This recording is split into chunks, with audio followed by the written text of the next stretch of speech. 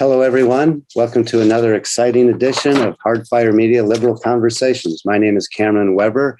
I'm an economist and a historian and the producer of Hardfire Media.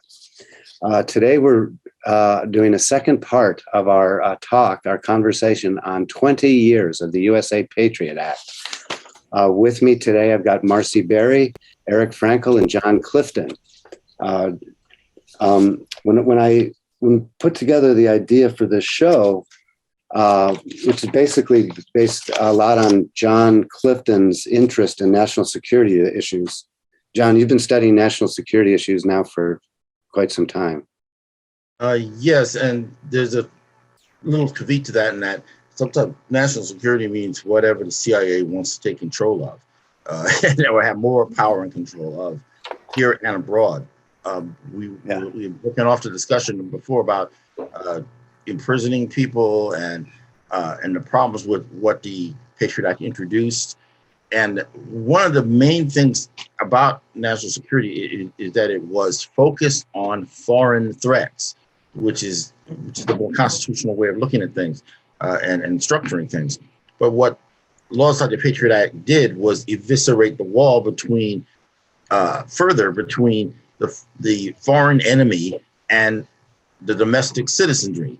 One such example is that if you're investigated by the FBI, the way it used to be, you had all these constitutional rights we talk of, because you're supposed to be protected as an American citizen, whereas citizens elsewhere or of other countries were not treated to that, afforded that kind of protection. And those were considered Jericho walls within the security community. Once the Patriot Act comes along, they more or less bring down the standards of the FBI and other domestic investigation bodies to the same level as the CIA. Means anybody is subject to being, in effect, in de facto, treated the same way people from overseas. We're going to talk about that. And Erik Frankel, welcome to the show. You are running for U.S. Congress. Yes. To represent South Brooklyn. Correct. Welcome. How you doing? Yes, I'm amazed that most people have just lied and aren't up and up, just outraged by the lack of liberties that we're giving ourselves up, that we're giving up. Well, a lot of that is because the media follows along with the state in order to get access to the state. That's why we do alternative media like Hardfire. And welcome to the show. And Marcy, this is your second or third show with us now, Marcy. Second. Right. Second show, yeah. What was the last one we did? The one on, I forget. You tell me. It was a great show. I remember. I posted it on my website and everything, but now I can't remember. Yeah. You do so many shows. Yeah. I enjoy it because I get to research this stuff and learn a lot about it. That's it. Yeah. And discuss it with people who are interested. And homelessness. Marcy, that was the show. Oh yeah, homelessness. We don't have a homeless problem. Marcy's pithy quote there was, "We don't have a homeless problem. We have a government." Remember, that was it. That was a good one. Yeah. Okay, so when I proposed the show, Marcy suggested, is indefinite detention still authorized under the U.S. Patriot Act? Well, indefinite detention of American citizens has been in place since President Obama signed an amendment to the National Defense Authorization Act. That's the big bully, the National Defense Authorization Act in 2011. For example, some of the participants in the January 6th event on Capitol Hill were held without due process trials because the riot is declared an act of domestic terrorism. An arbitrary rule of law is perhaps no rule of law at all. The first article of the Constitution reads, "The privilege of the writ of habeas corpus shall not be suspended unless when in cases of rebellion or invasion, the public safety may require it." The writ of habeas corpus shall not be suspended unless in cases of rebellion or invasion, the public safety may require it. So do we see a national emergency and national defense loophole for this treating domestic citizens as terrorists? Is there a loophole in the Constitution? If we, I'm sorry, may I give my opinion? I think that the January 6th thing, they're trying to make it as a rebellion, insurrection. I mean, no, the majority of the people were just there waving signs, and they were perfectly good people. It was just a few that are always exhibitionists in every crowd, and they decided to act improperly. But no, this was not a rebellion. This should not have been. Should be no suspension of habeas corpus. So that's just my opinion. Yeah. First of all, with regard to January 6th, it seems like there was a selective punishment that was going on, because there were a number of individuals who apparently seem to have stoked some of the people who did act irresponsibly. Mm-hmm. And they don't know the truth. They didn't get arrested. They didn't get investigated for their connections or anything. Whereas other people who were innocently waving things around and puffing their chest, for Donald Trump, they got 6 months treatment, and didn't get the normal protections afforded to regular American citizens. Because once you get under these designations of terrorism, insurrection, etc., all of a sudden you become a different person. Even though you were born in the USA, it's quite horrible how you can be subject to a bureaucratic determination that unpersons you as a U.S. citizen with rights. Yeah. The state is always looking for a reason to increase its discretionary power. Any excuse. Mm-hmm. Actually, I live in the industrial area, Sunset Park, Brooklyn, and it's always been depressed. And I always joke and say, the area is getting better because Ghislaine Maxwell moved in down the block. And she's being kept at a federal prison for 2 years, like really without a trial. Yeah, right. Which I find to be amazing that it hasn't really been brought up, or that she's being held for 2 years without a trial. I mean, whether or not you think she's guilty or innocent, I think it's... Yeah. You have a right to a speedy trial. That habeas corpus, the right of habeas corpus is in the Constitution, except for national emergency, national defense reasons. Yeah. All right, so I want to get back to the NDAA, the bully in the room, the National Defense Authorization Act, is how military funding is planned and national emergencies are declared, such as the one under COVID. It basically allows the nationalization and militarization of what we now call essential services under state declared emergencies, and now allows indefinite detention of American citizens under these emergencies. It should be noted that around 60 national emergencies which have been declared under the Act, around 40 are still in place, such as the sanctions against Iran and other export and investment restrictions against enemy nation states. The nation state needs an enemy. Without them, there is no us. To show again our thesis that states exist to increase its power is the National Emergencies Act, another act, which allows the administration to unilaterally declare national emergencies. And it takes a new congressional act to undo any of these presidentially declared emergencies. So in other words, Congress has given a lot of power to the administration. There are and have been bills in Congress to sunset presidential emergencies after 30 days. Both parties, two-party system, duopolistic system. I think it's safe to say that those of us on this show are independent and are wary and skeptical of the two-party system. Both parties accuse the other of abusing power, and it is conventional wisdom that Congress has given too much power to the administration. But is anyone really doing anything about it? the idea of constitutional checks and balances seems to have been abbreviated. Yeah, I'm looking at the pattern, the fact pattern of the plan for tyranny, and that it always seems to revolve around these emergencies and creating the infrastructure bureaucratically to make determinations that eliminate people's freedom.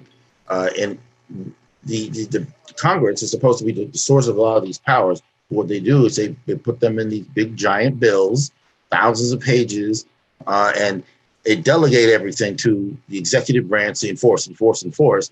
So all these provisions and all the violations of people's rights that follow can therefore all be justified as saying, well, it came from a duly passed bill by Congress, even though you can argue it with the way it was applied here and there. But then as you said, it takes an act of Congress to finally eliminate all of this nonsense. It's really horrible how this can all stem from simply taking advantage of an emergency, creating a so-called emergency program, and then using that as a precedent, continuing to perpetuate tyranny until the public can't stand it anymore and pushes back through Congress. I just wanted to add that we've seen how this works even at the state and city levels. In New York State, there was such a thing as an emergency housing problem at the end of World War II, and so they had measures passed that put in rent control, rent regulations as an emergency provision. 50 years later, they were still on the books. And when they were finally pushed off the books by a huge amount of activity by a heroic congressman, not congressman, state governors, state senators and assemblymen, everybody was hysterical. Why are you taking away this law? This has protected us, for 50. You can't have an emergency for 50 years. That was the counter. Yeah. And back and forth we go. The state percentage of the economy at the turn of the 20th century, in 1900, the state was 5% of the economy. It's more than 45% today. It just ratchets up and up and up. So Marcy, in answer to your question, yes, indefinite. Yes, it's still here. With us since 2011. You're connecting this to the COVID situation is very apropos, because supposing all of a sudden somebody says this is very serious, we have to indefinite detain everybody who doesn't take a vaccine. Why not? It's allowed. It can be done. And it happens in Australia. That said it could be done. He was yapping about that. And he was saying, under all kinds of laws that we, not only the NDNA, we can detain you if you don't take a vaccine for no reason, no jury, no nothing. So this is not something that's very removed. This is right here and now. Thank you, Erik. You wanted to say something? Yeah, I agree with you both. Yeah, it's a slippery slope. I'm glad we're able to talk about it. Yeah, but I wish you mentioned before about a two-party system, but unfortunately in Brooklyn, my district in Brooklyn, it's a one-party system. It is. Yeah. So it's just that it's 8-1 Democrat to Republican, Libertarian, and Independent combined. It's very easy. It's very easy to vote for the Democrat year after year after year after year, and see the city get more and more bankrupt, and politicians requiring vax mandates and vaccines, and turning private individuals, business owners, into policemen for the state. I mean, as I've said before, there's no such thing as a libertarian gerrymandered district where it's a district carved out for a classical liberal or libertarian approach to anything. And so obviously you get Democrats and Republicans and Democrats. Now until the end of time, battling over whether you grow the government 20% or whether you grow the government 14%. I wish the numbers were that small, John. I really do. Now we're going to discuss free speech and related to the national security state. Voltaire said, "I may not like what you have to say, but I will defend to my death your right to say it." Specifically, let's discuss the federal state using its national emergency and domestic surveillance power to suppress free speech for what we might determine as political reasons. One of our prevailing points in these conversations, as we have already discussed, is the state tries to grow its power. The second axiom is that politics, by definition, is conflict.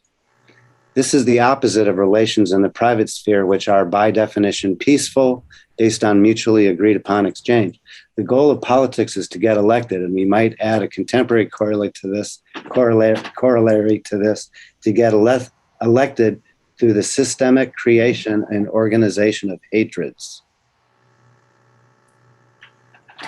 So anybody have any comments on that before we talk about domestic terrorism and where that comes from and what's that all about? The free speech situation, I find very interesting because could this go back? Am I stretching this too much when I say that, say, big corporations such as Facebook, okay? Facebook is dependent on the government to allow them to eat up all of the little competitors. So if your livelihood was dependent on the government, would you do anything to make the government upset in any way, shape, or form? And so the government says, shush up all the people who have different views. Oh, of course. Or else, I won't be able to gobble up my competitors with cheap money that the Fed is putting away, right? There's lots of cheap money. Kind of simple. Yeah. The stock market has doubled in the first 18 years of COVID. The money supply goes up 500%, and the stock market goes up 200%. Yeah. Let's look at the term domestic terrorist, how it originates and how it is defined. It is indeed the USA Patriot Act, which expanded the category of terrorism from an international concept to a domestic one. Even though the act expired, this provision of the act remains with us through today. Today, the FBI's number one stated priority is to fight domestic terrorism. The history of the FBI itself is worthy of another show, and the film Hoover is good on this. Has anybody seen the film Hoover? The film Hoover.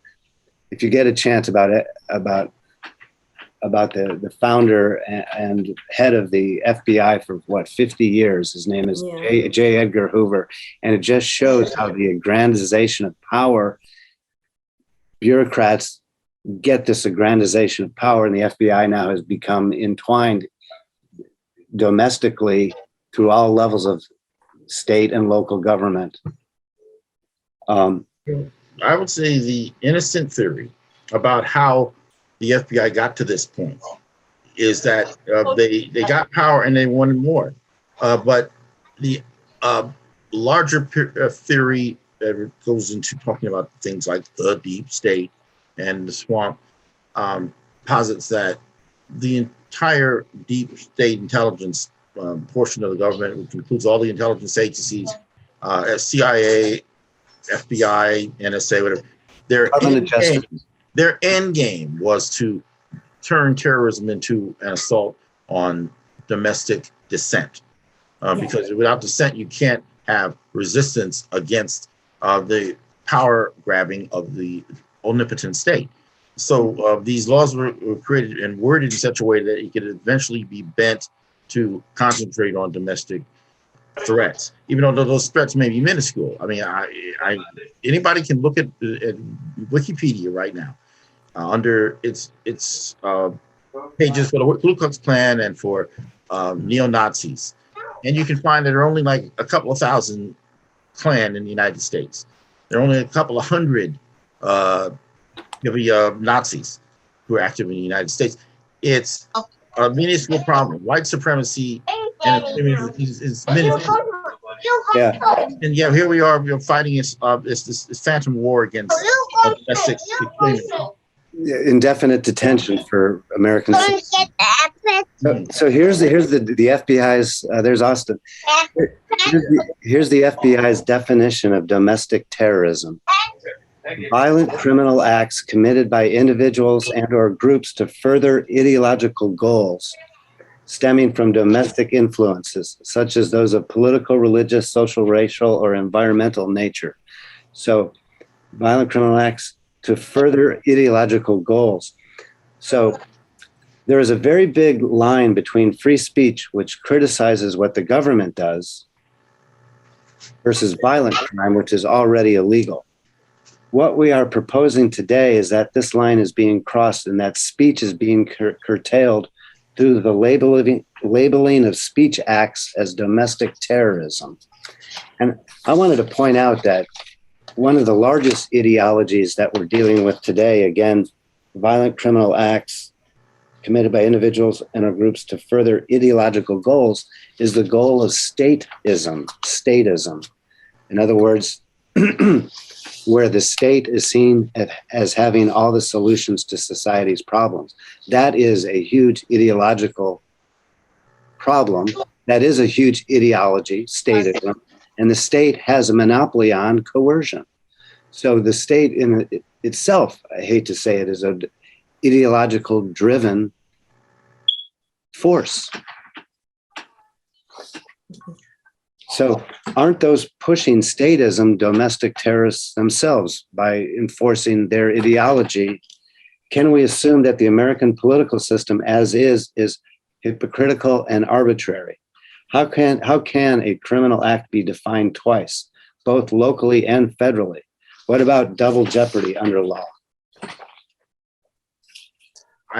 Just to add something quickly so others can get in. The Funk and Wagnall's encyclopedia or dictionary, whichever, at least the older versions of them, mentioned in its definition of terrorism that class of activity included state-sponsored terror by the government, not just individual cells or individual extremists. Yes, state-sponsored is no longer here. Yeah. Yeah. You know what I mean? Yeah. Yeah, I still had the old Funk and Wagnalls, and it's completely different descriptions. So I don't know. Well, the word statism is a word I used quite a bit when writing my dissertation, and the word check would, about 10 years ago, the word statism started to appear on the spell check as not a word. Not a word. Yeah, exactly. So the word statism was dropped, but we're revising it. Okay. So there's a piece of legislation right now, December 2021, in Congress called the Domestic Terrorism Prevention Act of 2021, which would create regional domestic terrorism offices within the Department of Homeland Security, Department of Justice, and the FBI, with the goal to head off violence. Jeez. You can already go to the FBI website and make an anonymous tip that someone is agitating for something which you may disagree with. So we've federalized, made a federal law out of free speech. Yeah. Yeah. Snitching is now patriotic. Just like in Eastern Europe under the Stasi. Exactly. Well, what we see where I am in Brooklyn is the state using community activists to protest businesses. Yeah. And it's a combination of crony capitalism and hijacking the voice of the community. I was saying before that the community activists now are dependent on the state for funding. So they're no longer community activists, they're political activists. Exactly. We had a industry city down the block from us wanted to expand. And all these community activists were against it, citing gentrification. And ironically, there was a Norwegian company that wanted all the land to do wind turbines. And I say, if you look at the board of this Norwegian company, I would say they look like the original cast of Star Wars, but without Lando. So they took 75 acres of land and gave it to this Norwegian company, which is really an oil and gas fracking company, in the name of social justice. But it's the state. And then we found out that they gave money to everyone, all the community activists, as well as lobbied everyone from the DOT to the EPA, the House, the Senate, even the U.S. Coast Guard. So it's just. Yeah, the Coast Guard is strong in national defense, and they're the ones that go around the world on the victimless crime stuff. Yes. But believe it or not, we only have three minutes left. Uh-oh. How do we fix it? Oh yeah, how do we fix it? Yes, that's what I was going to get to. I was going to say something quickly for over a minute, how to do it. Rely on the National Defense Authorization Act and Yeah, violations we there. have to, first of all, put in more liberty-minded people into our government. That's the immediate issue at the federal level, who will vote to partially or fully remove these monstrous laws from our books. You know, through that opportunity might be coming up as early as in the next 12 months or so, because of the normal midterm cycle. The party not in power tends to get more power, and there's lots of indications that there'll be a huge influx of new, well, at least more pro-liberty people than we got now, and they can start on the NDAA and on any orphan children of the Patriot Act, getting those things out of there so that we can start putting in much more overtly pro-liberty protections of individuals. Or maybe we'll get to a neo-Nixonian What movement, is that? where we're a neo-Nixonian movement where people are tired of the government having an enemy list. Uh-oh. You're already coming for it. I should have got on this Patriot Act. Excuse me, folks. The house was burning down. Yeah. Anyway, sorry for the inconvenience. We were just wrapping up, and I was just saying thank you, Marcy. John, I'm sorry to interrupt. Thank you, John. Look if you're frustrated with the dissolution of civil liberties and freedom of speech, and you're frustrated with indefinite detention, look at alternative political voices, such as Erik, such as John. Marcy, I don't think you've never run for a public office, have you? Have I? Of course I have. I got tons of votes. So there's a second thing that you can do, and that's sue. Lawsuits. And can I give a name of somebody that Demet Dillon? She used to be chairperson of the National Republican Party, Center for American Liberty, and she is suing the heck out of everybody. So you might want to think about not only electing people, such as people did in the Tea Party. Remember the Tea Party, right? Yeah. Not only that, but and the Institute for Justice is good also. The Institute for Justice is pro bono work. But let's wrap it up so that we can. This will be our January 2022 show. The one we did last time will be our December 2021 show. Thank you to our guests.